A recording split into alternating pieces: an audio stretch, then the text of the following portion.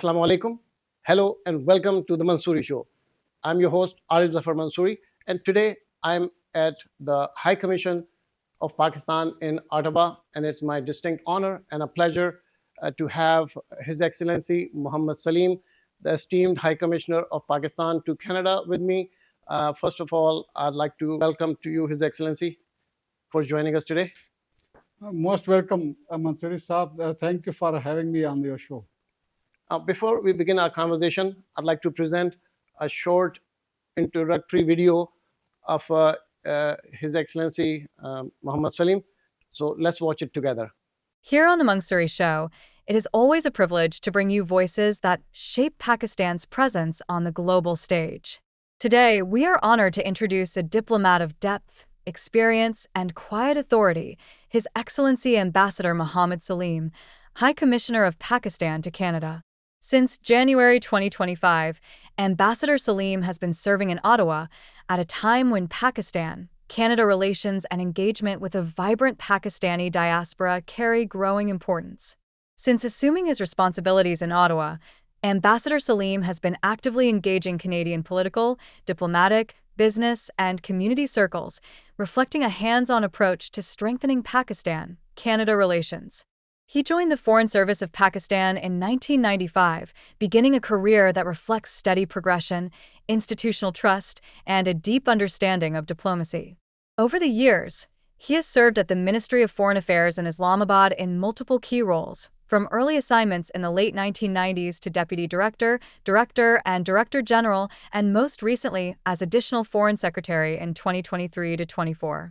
Alongside policy and leadership roles, he has also contributed to shaping Pakistan's future diplomats, serving as Director General of the Foreign Service Academy in Islamabad in 2024, a role that speaks to both his experience and the confidence placed in his judgment.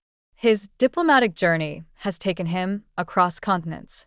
From Germany to Bahrain, Romania to Canada, Ambassador Saleem has represented Pakistan in diverse geopolitical environments.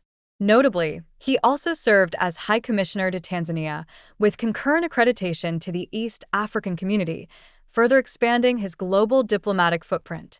Academically, he brings a strong strategic foundation, holding a master's degree in strategy and diplomacy from the National University of Malaysia, and he is a graduate of the National Defense University in Islamabad, institutions known for shaping strategic thought and leadership.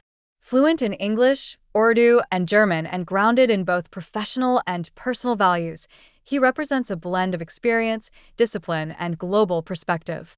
With a career defined by consistency, credibility, and service to Pakistan, His Excellency Ambassador Muhammad Saleem stands as a steady and respected voice of Pakistan on the global stage. I'd like to begin our conversation today with the Pakistan-Canada relations. Your Excellency, how would you describe the trajectory of Pakistan-Canada relations, and in particular, the recent meetings of our Deputy Prime Minister and Foreign Minister Muhammad Saleem and the Foreign Minister of Canada, Anita Anand? They have met twice in the last 4 or 5 months since the new government of Mark Conry, the new Prime Minister, took over. So were these meetings just casual, routine diplomatic engagements, or is there a renewed momentum in the bilateral relations? Thank you very much. It is the most important question.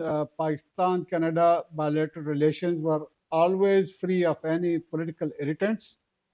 They have been all along very conducive, friendly, and Pakistan has been enjoying Canadian technical support during 1960s, 70s when we were in the developing stage. Infrastructure, particularly the first cement plant in Pakistan, Maple Leaf, that was built with Canadian expertise. Canadians also helped us during the construction of Tarbela Dam, Mangla Dam, Warsak Dam. Coming to 21st century, our relations had been more about security and peace in the region during the last 2 decades. But more recently, since this government has come in power, Canadian government has a policy of diversifying their economic engagement with the rest of the world. and we have taken full benefit of that diversification drive. And I am happy to report that since the new government came to power in Canada after the 28th of April 2025 elections, and the new cabinet was formed by end of May. And our Deputy Prime Minister and Foreign Minister Ishaq Dar Saab and Foreign Minister of Canada, Madam Anita Anand, they met on the sidelines of ASEAN Regional Forum. That was in Kuala Lumpur on 10th of July. And within 2 months' time, I would say we had arranged the second meeting on the sidelines of the UN General Assembly in New York on 22nd of September, just last week. So the trajectory is upwards, and we are working on making it steeper. And in fact, as of now, we have a delegation from Canada in Islamabad, and we look forward to a very intense engagement for mutual benefit of Pakistan and Canada in the coming months and years. Thank you. That's very exciting. And of course, the UN General Assembly meeting, Pakistan had a really successful, meeting. And so that's very encouraging to know. So let's look at the trade between the two countries, because I'm sure that's one of the things that would be on agenda. So the trade between Pakistan and Canada is very modest and concentrated. So Pakistan exports to Canada the apparel and textile primarily, and then Canada exports to Pakistan primarily the newsprint, the legumes or pulses and newsprint. So beyond these traditional areas, what are some of the sectors that are potentially very promising that you're looking at to expand the trade, the bilateral trade, and what are some of the initiatives that the High Commission is taking to expand our trade with Canada? Pakistan-Canada trade is on the rise.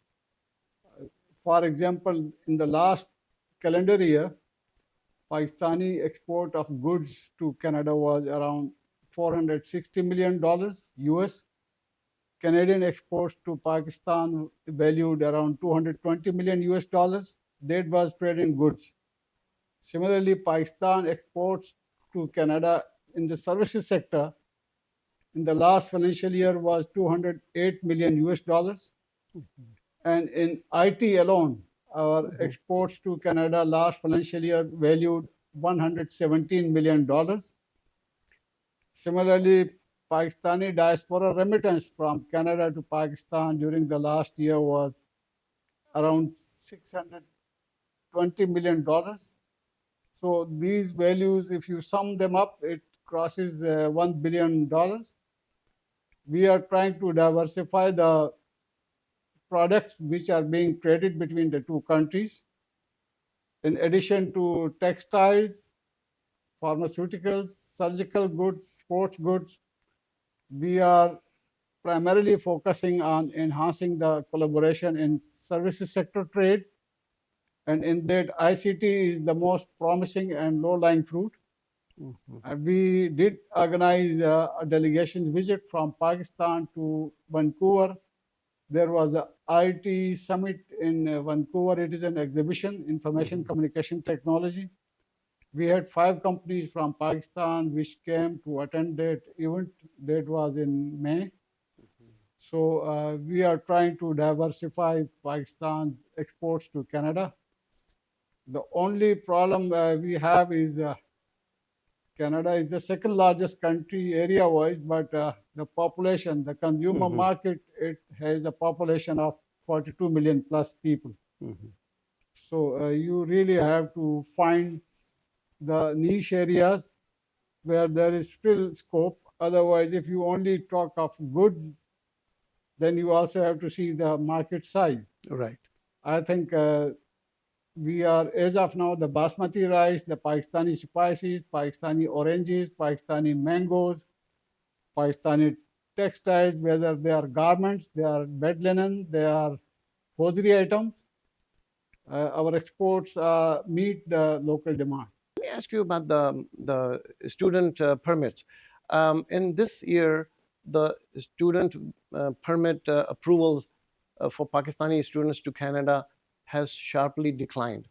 So I'd like to ask you, what is the key reason for that, and what are you hearing from the students and their families, and what steps is the High Commission taking to engage the Canadian institutions and the authorities to keep the flow of this pathway to education open? If you have monitored or if you have been covering the Canadian domestic political debate in the last 1 year and or more, you know that there are local economic, housing, medical, immigration related issues that has impacted intake of foreign students in Canada by the universities from all countries of the world. We were, in any case, around fourth, fifth uh, largest supplier of foreign students to Canadian universities. One specific characteristic of Pakistani students is that we only have students who want to come for their second or third degree in universities in Canada. We do not have the students in polytechnic or diploma awarding institutions here in big numbers. So Pakistani students are basically for high-end universities like McGill, University of Toronto, Dalhousie University or University of Ottawa, British Columbia University. So the intake annually on average is around 4,000 students from Pakistan in Canada every year. Just to give you an example, I was in McGill University for the start of the new academic year on 27th of August last month. And Pakistani students in the university are around 100. And if you want to compare it proportionately to other countries in Asia, I am happy to report that we match the proportion that Pakistan deserves, given the population of Pakistan and other countries in Asia. I see. Because the largest number of foreign students coming to Canada is from Asia. We are third, fourth largest student in numbers in various Canadian institutions.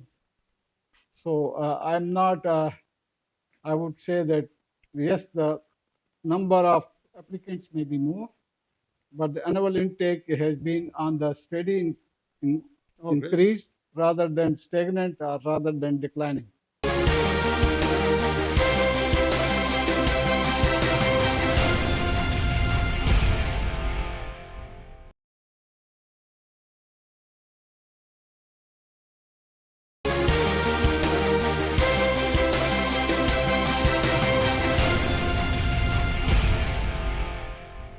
Canada's foreign ministry frames its relationship with Pakistan around five main areas, namely the governance, climate, development, security, and trade.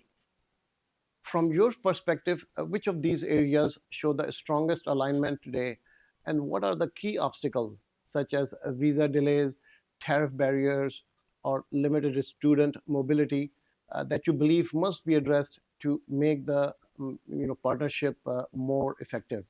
The preamble of your question basically relates to the priorities of the government of Canada.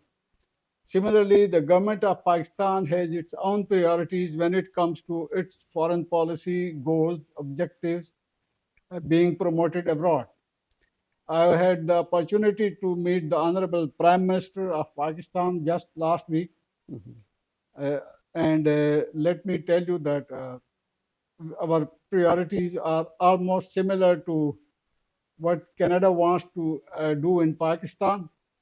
So the foreign ministries of the two countries, the diplomatic missions, the consulates, we have to promote the common areas of interest.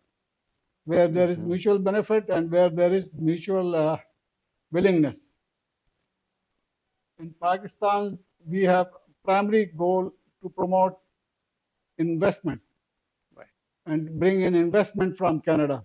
And let me share with you that we have one of the very large mining firms, Barrick Gold. They are in a copper and gold mining project in Balochistan. Similarly, we are short of energy and we are seeking foreign investment and expertise in clean and green energy. And again, there is a company, JCM Power, a Canadian company. They are in a wind power project in Sindh province, close to Karachi. And we are now reaching out to other major mining, energy, ICT, infrastructure, and commercial agriculture companies in Canada to consider Pakistan as their favorite destination for enhancing the investment. So our effort is ongoing, and we are holding regular seminars, workshops, regular webinars, and reaching out to various Canadian firms, whether they are in Alberta, in Quebec, in Ontario province. Similarly, in agriculture, the strong provinces are Saskatchewan and Manitoba. I was there in Saskatchewan myself. I met the agriculture people there, and that's why there is a business delegation now in Pakistan, and they also have representatives from Saskatchewan and Manitoba. I'd like to ask you about the diaspora, the Pakistani Canadian diaspora. But before I ask you that question, I'd like to ask you, you have had a very illustrious career spanning almost 3 decades. You have served in so many countries. You were the High Commissioner of Tanzania. You have been, or you've worked in our foreign office, as well as you have worked in Germany, Romania, Bahrain, and so how do you find the community, the Pakistani Canadian community here versus your other assignments? Canada is a country of immigrants, and the Pakistani diaspora mostly consists of professionals. They are engineers in Alberta, oil and gas. There are doctors, lawyers, chartered accountants. You find them in British Columbia and in Ontario and Quebec province. Then there are other professionals like IT experts. They have come in the last 10, 15 years. ICT engineers are software engineers. And then the students who came here for higher degrees, some of them stayed back for a 3-year work experience, and some of them, they decided to get Canadian immigration. So Pakistani diaspora in Canada is mostly white-collar people, mostly professionals, whether they are medical doctors, chartered accountants, engineers, lawyers, bankers, and ICT professionals. The second thing is that they are very closely linked. Their heart still beats for Pakistan. Of course. And as I told you, the statistics for remittances, the remittance from around 300,000 strong Pakistani community in Canada outperforms Pakistan's exports to Canada. Right. So 660 That's million amazing. is their remittance, and our export from Pakistan to Canada is around 600 million. So they are outperforming Pakistani exports. So I'm grateful that they are still inclined. This is beside their family remittances or donations they are doing for different philanthropic projects, whether they are for hospitals, for education, for natural disaster related mitigation efforts. This is a great source of satisfaction for me that the Pakistani diaspora here is not only successful in their individual or community levels, but they are also engaged in Canada, Pakistan, Pakistan, Canada community, people-to-people connections. Both Pakistan and Canada often praise the more than 300,000 strong Pakistani Canadian diaspora as a bridge between the two countries. The diaspora now has meaningful representation in the Canadian Parliament and the Senate, and has excelled across business, health, and engineering. What specific programs such as diaspora investment vehicles, SME matchmaking, or startup visa pathways is the High Commission prioritizing to convert community links into measurable trade and investment? The advantage with the diaspora is that they know both countries very well. Yes. In addition to what the consulate, we have 3 consulates in Vancouver, in Montreal, and Toronto, and the High Commission in Ottawa. In addition to different initiatives which we receive from different provinces and the federal government in Pakistan, we also engage the community. You must have be knowing that there are number of Canada-Pakistan or Pakistan-Canada community associations. There are a number of Pakistan-Canada Business Councils, Right. Pakistan-Canada Chamber of Trade and Commerce.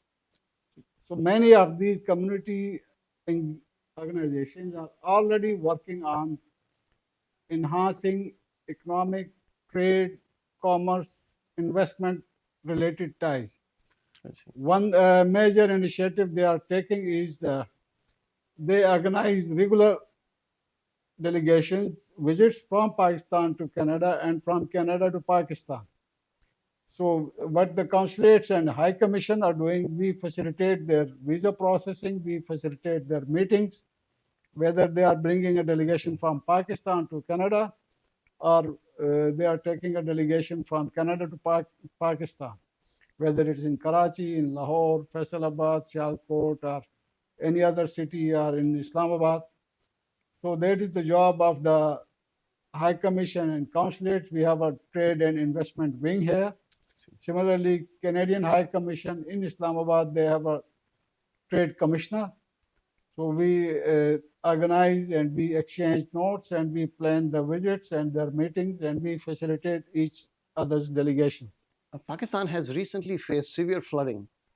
In which areas can Canada and Pakistan work together most quickly and effectively, such as early warning systems, climate resilient farming, or disaster risk financing, and any other programs? And what kind of support are you looking for from Canadian partners? Pakistan is one of the most vulnerable countries, vulnerable to climate change related disasters. Unfortunately, this year again we had a heavy flooding which impacted large parts of Punjab province and Sindh province. And as of now, there are a number of philanthropic or immediate post-flood disaster relief donations that are being made at diaspora level, at community level.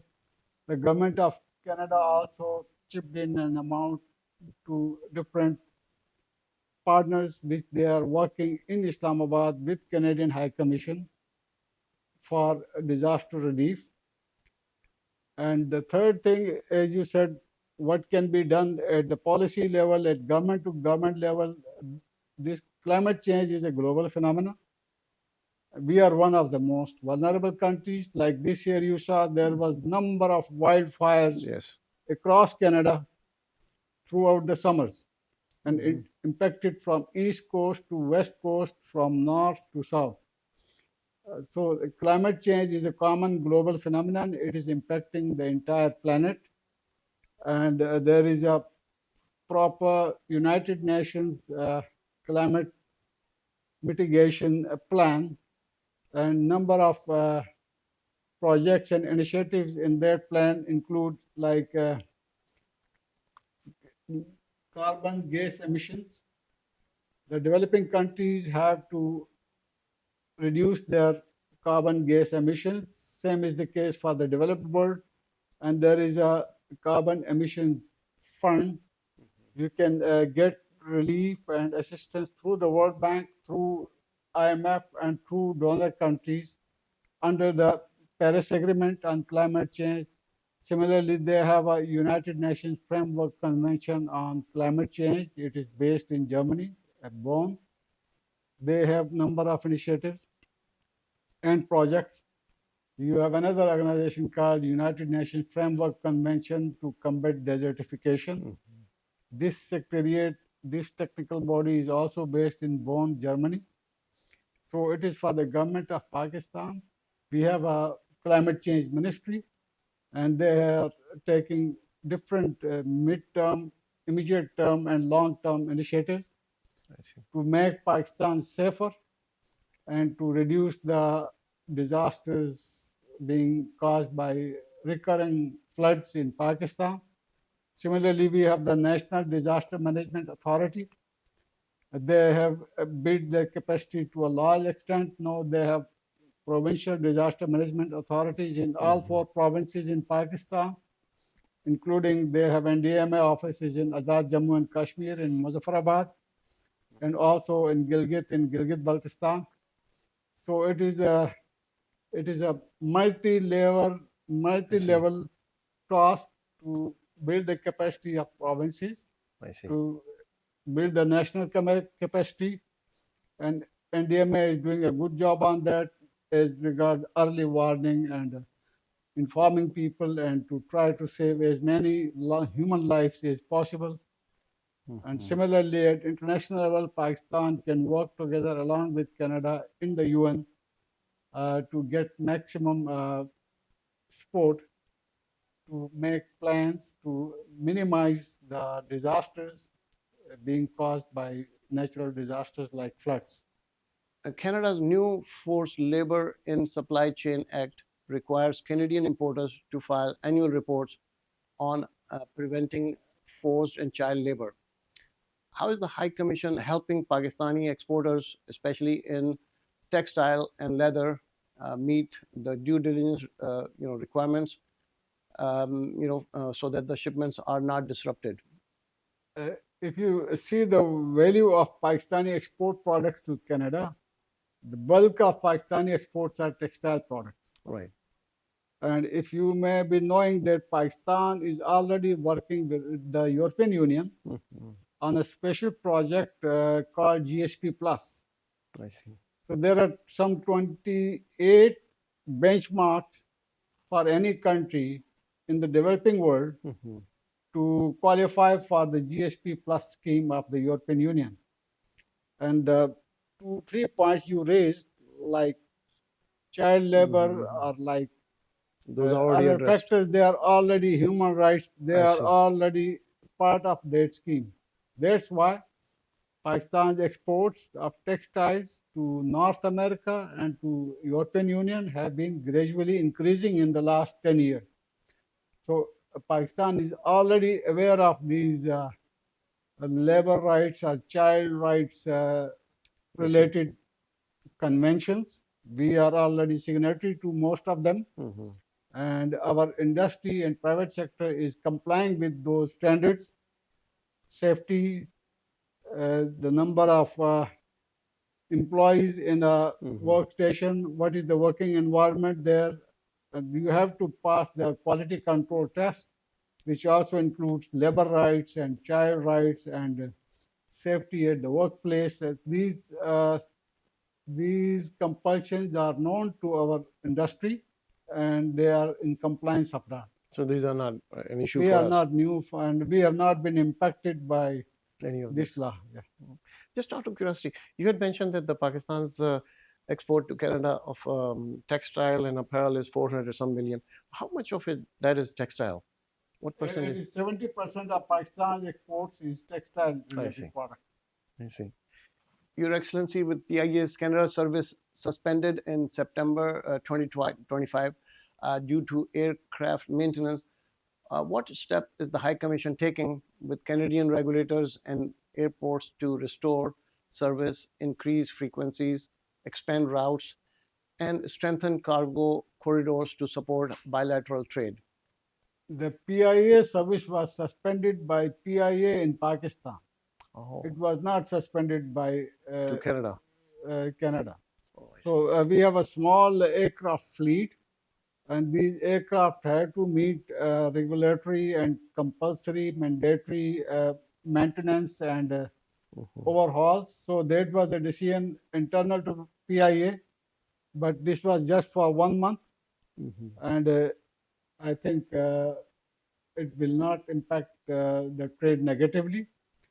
Uh, while PIA was suspended, we are on a very geographically, strategically, and at a very lucky place, and we have airlines, other regional airlines who frequently fly daily to Canada from South Asia.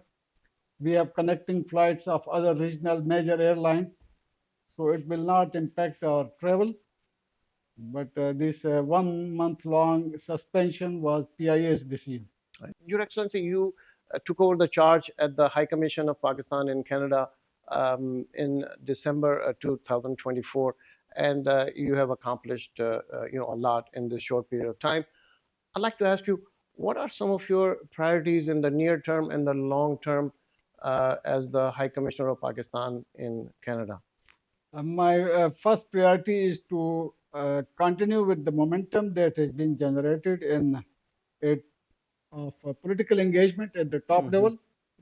I'm glad that the Deputy Prime Minister of Pakistan has met the Canadian Foreign Minister twice in the last 4 months since this new government was elected in Canada. But now I'm working on, I'm looking forward that there should be meetings at the Prime Minister level, head of state, head of government level visits. We are also working on parliamentary delegations visits from Islamabad to Ottawa and Ottawa to Islamabad.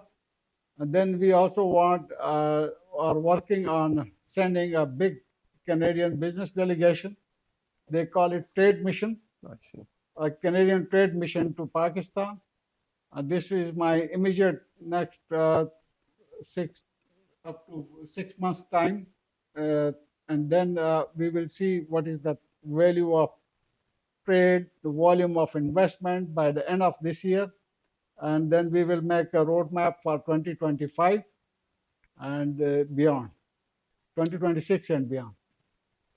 Now, before we close, is there a message you would like to send to the Pakistani Canadian diaspora who are watching tonight? I want to congratulate them for their success as a community. They have earned a very good name for themselves in Canada, across Canada, by virtue of their hard work, dedication, and abiding the law of the land.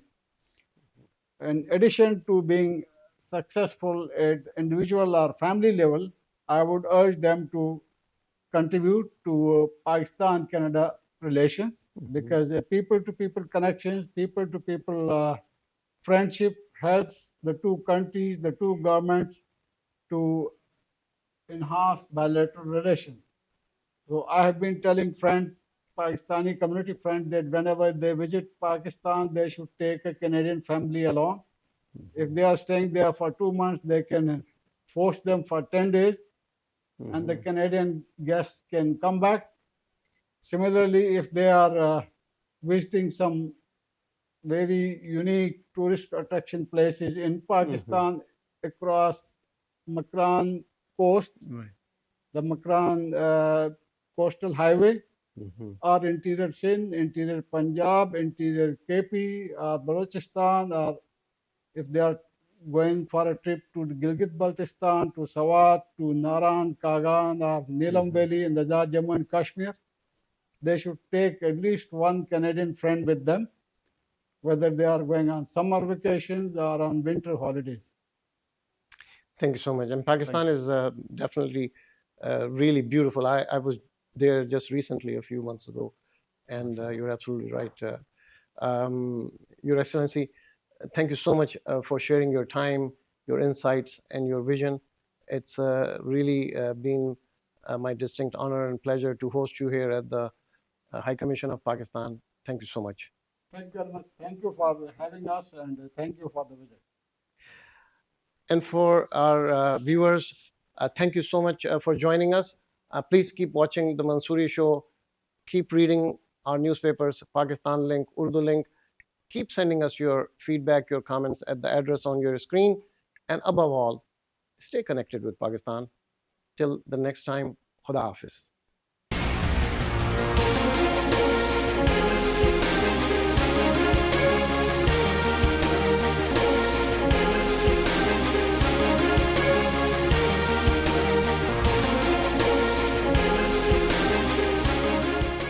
Parents, show your love with Tahir Halal Kids multivitamin gummies, made in the USA and certified halal. Delicious and packed with essential vitamins, these gummies keep your little ones healthy, happy, and full of energy. No fuss, just fun, because good health should taste great. Tahir Halal. Love, nutrition, and care in every bite. Tahir products आपके खानदान की सेहत के लिए बेहतरीन हलाल vitamins और supplements, खालिस, मियारी और फखर के साथ अमेरिका में तैयार करदा। Kaba Fusion is a pharmacist-owned, patient-focused team of professionals with over 30 years' experience providing intravenous medication to patients in the comfort of their own home. Founded by Dr. Sohail Masood, Kaba Fusion has 7 state-of-the-art pharmacies located across the country. Visit us at kabafusion.com to learn more about the benefits of in-home infusion therapy.